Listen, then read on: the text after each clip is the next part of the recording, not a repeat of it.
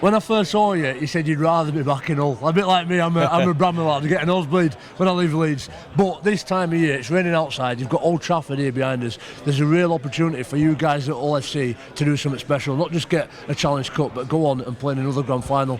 Is that what all your focus is on as a team at the minute? Yeah, 100%. Like I just said, we've got ourselves in this position, and just to settle for the Challenge Cup would be stupid because like yourselves this year, you just don't know what's around the corner. So hopefully we can batten down and fix what we haven't had great for the last 4 or 5 weeks, and go into Friday night and give it one last push because I've never played there, and I'd love to do it and hopefully get a ring on my finger.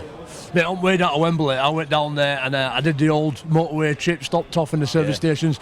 Met loads of Hull fans who were just begging. They were begging like, "Oh, we hope it's our year," and they were so chuffed that you got that Challenge Cup. What's it meant to them this year, watching this story unfold, this narrative of a fantastic Hull FC team?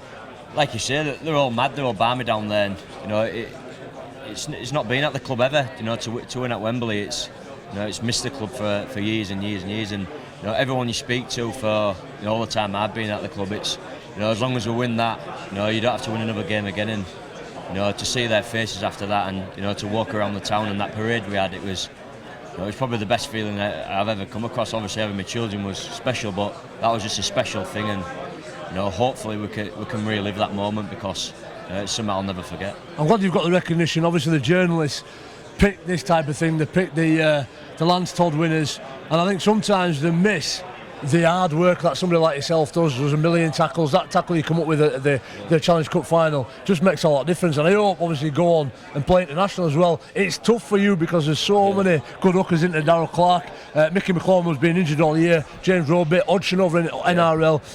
Do you sometimes think about international? Is that one of your goals as well going forward? Yeah, I think like you said, it's everyone's goal in it, but like you just said, there's that many good number 9s about there. It's a bad time for me, innit? But it's something that's not in my hands. The only thing that's in my control is to perform for Hull FC, and I think I've done that this year. I think I've put my best foot forward, and if Bennett can pick me, I'll be over the moon. But if not, it's something I'll have to work on again next year, and hopefully I'll have enough next year. But I hope I've done enough to get in the eye and then to pick me. But if not, it's no embarrassment for me because, like you say, there's about 15 top hookers out there at the minute. They're all at the top of the game. And just lastly, Wigan in a semi-final at their place, always tough at DW Stadium. How are all going to approach it, and how are you going to overcome this obstacle this weekend?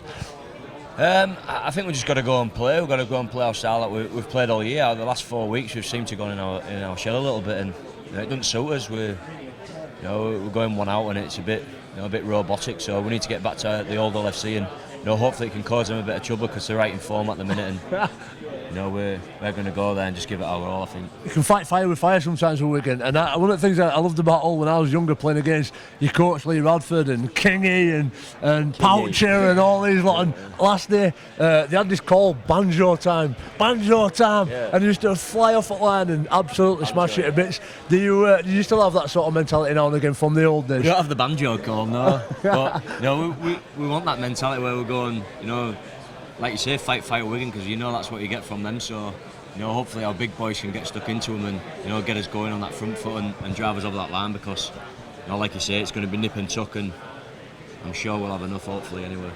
Well, either way, you've been outstanding. Congratulations on your pick for Dream Team. Cheers. Ciao, buddy, thank you. Sorted.